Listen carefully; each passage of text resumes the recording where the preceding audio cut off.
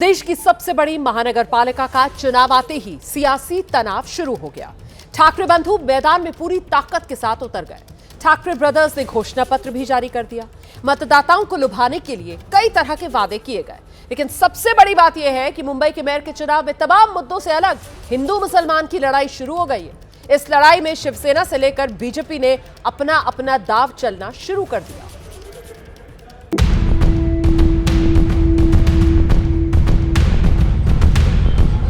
मुंबईचा महापौर हिंदूच होणार आणि मुंबईचा महापौर मराठीच होणार। मुंबईचा महापौर हा मराठीच होणार। आतापर्यंत हा मराठी शिवसेनेने महापौर केलेला आहे, पण भारतीय जनता पक्ष आमच्या सोबत असताना त्यांनी उपमहापौर काय केले होते हा त्यांनी स्वतःला प्रश्न विचारावा। हा महाराष्ट्र आहे, महाराष्ट्रामधल्या प्रत्येक शहरामधला महापौर हा मराठीच होणार। इथे कसला हिंदू मराठी करताय तुम्ही? आई लव मोहम्मद सल्लल्लाहु अलैहि वसल्लम बोलने वाला क्यों नहीं बन सकता? बनेगा इंशाल्लाह। हमारा तो ये उम्मीद है कि एक दिन मुंबई की मेयर हमारी हिजाब पहनने वाली महिला बहन भी बनेगी। बयानों के शोर से आप अंदाजा लगाइए कि देश की सबसे अमीर महानगरपालिका यानी कि बीएमसी की चुनावी लड़ाई में सर्दी के इस मौसम में कितनी गर्मी है। सभी पार्टियां अपने अपने हिसाब से चुनावी हवा का रुख मोड़ने में लगी है। चुनाव हो और हिंदू मुसलमान का दाव ना हो, ये कैसे हो सकता है? सीएम फडणवीस ने AIM की ओर से बुरके वाली मेयर के शगुफे को लपक लिया और ठाकरे ब्रदर्स के खिलाफ इसी को हथियार बना लिया। मग मुंबईचा महापौर कोण होणार असा मुद्दा देखील आला। मी परवा स्पष्ट सांगितलं, आता आमच्या एकनाथराव शिंदेजींनी देखील स्पष्ट सांगितलं, मुंबईचा महापौर महायुतीचाच होणार। मुंबईचा महापौर हिंदूच होणार आणि मुंबईचा महापौर मराठीच होणार।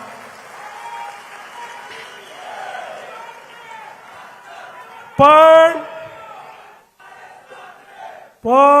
परवा वारिस पठाण बोलून गेले, मुंबई में बुरखे वाली मेयर बनेगी। आम्हाला वाटलं आता मराठी माणसाबद्दल बोलणारे तुटून पडतील, पण मला समजलंच नाही। अचानक भोंग्याचे सेल डाऊन झाले। सकाळचा भोंगा बोलेनाच, विचारलं तर तोंडातनं शब्दच निघेना। एक जण यांच्यातला बोलायला तयार नाही, हे त्याचं उत्तर देण्याकरता देखील तयार नाही। आता आम्हालाच त्यांना चार्ज करावं लागेल, तर कदाचित या भोंग्यातनं आवाज निघतील। आणि म्हणून त्यांच्या छातीवर उभं राहून सांगतो, या ठिकाणी महापौर हिंदूच बनेल, या ठिकाणी महापौर मराठीच बनेल। बीएमसी पर कब्जे की जंग अब निर्णायक मोड़ पर आ चुकी है। ऐसे में वार हुआ तो पलटवार भी जोरदार हुआ। ठाकरे बंधु जब घोषणा पत्र जारी करने पहुंचे तो हिंदू, हिंदी और मराठी को लेकर फडणवीस और शिंदे की जोड़ी पर कटाक्ष का सिलसिला शुरू हो गया। मला असं वाटतं की त्यांनी हा जो काही विचार सुरू केला, काल एक त्यांचा कुठला वरळीला डोम, तिथे सगळे डोमकावळे जमले होते आणि तिथे मी डोमकावळे एवढ्यासाठी म्हणालो, जे मराठी होणार हिंदू होणार म्हणतायत ते शिवसेनेतलेच बरेचसे गद्दार तिकडे गेले होते। ते कोण आहेत धर्माने? ज्यांना शिवसेनेने मोठं केलं ते धर्माने कोण आहेत? उद्धव का ये निशाना एकनाथ शिंदे को लेकर था। उद्धव यही नहीं रुके, मराठी मेयर के सवाल पर भी बीजेपी को घेरा। मुंबईचा महापौर हा मराठीच होणार। आतापर्यंत हा मराठीच शिवसेनेने महापौर केलेला आहे, पण भारतीय जनता पक्ष आमच्या सोबत असताना त्यांनी उपमहापौर काय केले होते हा त्यांनी स्वतःला प्रश्न विचारावा। यहाँ इस बात का जिक्र जरूरी है कि बीएमसी पर 1997 से 2022 तक यानी कि 25 सालों तक शिवसेना का कब्जा रहा और बीएमसी में भी बीजेपी शिवसेना का गठबंधन रहा है। ज्यादातर बार मेयर और डिप्टी मेयर शिवसेना और बीजेपी के ही रहे हैं। बड़े भाई ने जब मोर्चा खोला तो छोटे ने भी अपना ट्रेडमार्क यानी भाषा वाले मुद्दे को बीएमसी चुनाव में डाल दिया। राज ठाकरे की बातें हिंदू से होते हुए हिंदी तक पहुंच गई। हा महाराष्ट्र आहे, महाराष्ट्रामधल्या प्रत्येक शहरामधला महापौर हा मराठीच होणार। इथे कसला हिंदू मराठी करताय तुम्ही? आणि मी त्या दिवशी म्हटलं नाही का तुम्हाला की आम्ही हिंदू आहोत, हिंदी नाही आहोत? तुम्हाला महाराष्ट्रातल्या या शहरांमध्ये मराठीचा मान हा तुम्हाला राखलाच पाहिजे। त्याच्यामुळे आमचा जो महापौर होईल तो मराठीच होणार। मुंबईचा महापौर मराठीच होणार। वैसे मुंबई मेयर की लड़ाई में हिंदू मुसलमान वाला एंगल असदुद्दीन ओवैसी की पार्टी AIM-IM ने डाला था। AIM-IM के प्रवक्ता और मुंबई में ओवैसी की पार्टी के बड़े नेता वारिस पठान ने इसकी शुरुआत की थी। देखिए साहब, संविधान इक्वलिटी की बात करता है, हम संविधान को मानने वाले लोग हैं। मैं तो चाहूँगा कि क्यों ना कोई पठान, खान, अंसारी, शेख, कुरैशी बने मेयर, क्यों नहीं बन सकता भाई? मगर इनका ऐसा ये बनेगा नहीं, जिसको जनता चाहेगी, जिसको जनता वोट देगी, मोहब्बत से नवाजेगी, वो बनेगा मेयर। ये कौन होते हैं बोलने वाले? ये अगर बोलते मराठी बनेगा तो मैं बोलता हूँ क्यों नहीं बनेगा। इन्होंने पहले कहा आई लव महादेव बोलने वाला बनेगा, ठीक है, अगर वो बन सकता है तो आई लव मोहम्मद सल्लल्लाहु अलैहि वसल्लम बोलने वाला पठान, खान, शेख, सैयद, अंसारी, कुरैशी क्यों नहीं बन सकता? बन सकता है। एक दिन हमारी हिजाब पहनने वाली महिला भी मुंबई की मेयर बन सकती है और इंशाल्लाह एक दिन बनेगी। ब्रिन मुंबई म्युनिसिपल कॉर्पोरेशन यानी BMC, आखिर इसके पीछे हर पार्टी शिद्दत से क्यों पड़ी होती है? इसके लिए आपको कुछ आंकड़ों पर गौर करना चाहिए। दरअसल BMC देश की सबसे अमीर नगर पालिका है। इसका बजट 74,427 करोड़ का है। यूँ समझिए कि BMC का बजट हिमाचल प्रदेश के बजट से भी ज्यादा है। और अच्छे से जाने तो 8 छोटे राज्यों के बजट से BMC का बजट बड़ा है। लेकिन जब BMC की लड़ाई हिंदू मुस्लिम पर आई तो कांग्रेस समेत दूसरे दल भी पीछे नहीं थे। बयानों के जरिए वार पलटवार शुरू हो गया। बिल्कुल, मुंबई का जो अगला महापौर होगा वो महायुति का होगा और मुंबई के मराठी भाषिक तय करेंगे और निश्चित तौर पर वो मराठी और हिंदू ही होगा, इस पर कोई मतभेद नहीं। फैसला वो नहीं करेंगे, फडणवीस साहब नहीं करेंगे, फैसला वहाँ की जनता करेगी। न्यूयॉर्क के अंदर मुसलमानों की तादाद बहुत कम है, इसके बावजूद अगर वहाँ का मेयर ममदानी हो सकता है तो मुंबई का मेयर भी कोई मुसलमान, कोई बुर्के वाली औरत हो सकती है। आज नहीं होगी तो कल होगी।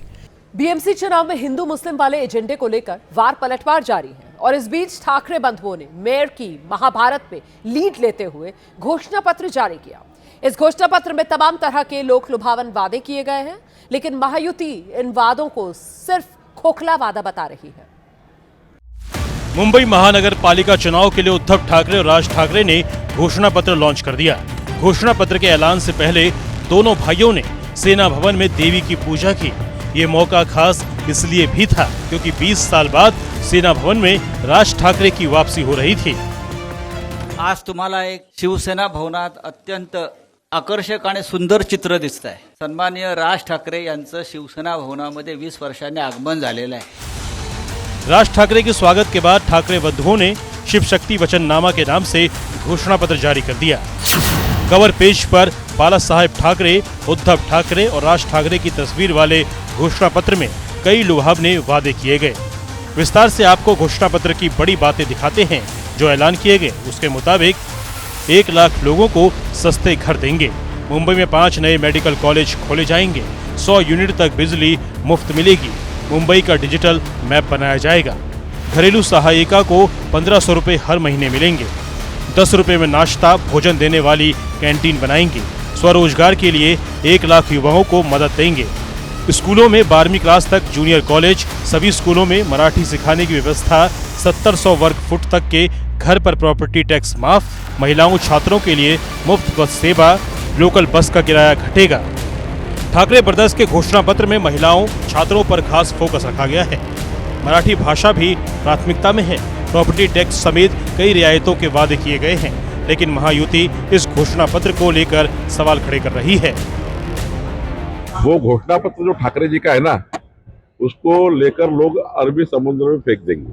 डेवलपमेंट का और उद्धव ठाकरे जी का कोई संबंध नहीं। डेवलपमेंट का नाम देवेंद्र फडणवीस है, देवेंद्र फडणवीस जी का नाम डेवलपमेंट है। जब ठाकरे बंधु एकत्रित आए तो उन्होंने बहुत बड़ी बात की कि हम मराठी सेंटिमेंट के लिए आए। कोई मराठी सेंटिमेंट नहीं है, सिर्फ उनके पॉलिटिकल गेन्स। उनका नज़र है cash rich BMC municipal corporation के ऊपर। मैं नहीं मानती हूँ कि ये एक वचननामा या एक मैनिफेस्टो हो सकता है। ये एक फेक डॉक्यूमेंट ज़रूर है। विरोधी ठाकरे बंधुओं पर बरस रहे हैं, लेकिन एक बात तो सही है, सबसे पहले घोषणा पत्र जारी कर ठाकरे भाइयों ने रेस में खुद को आगे कर लिया है। बस अब देखने वाली बात ये होगी शिव शक्ति वचननामा बीएमसी की सत्ता पर कब्जा करने में कितनी मदद करता है।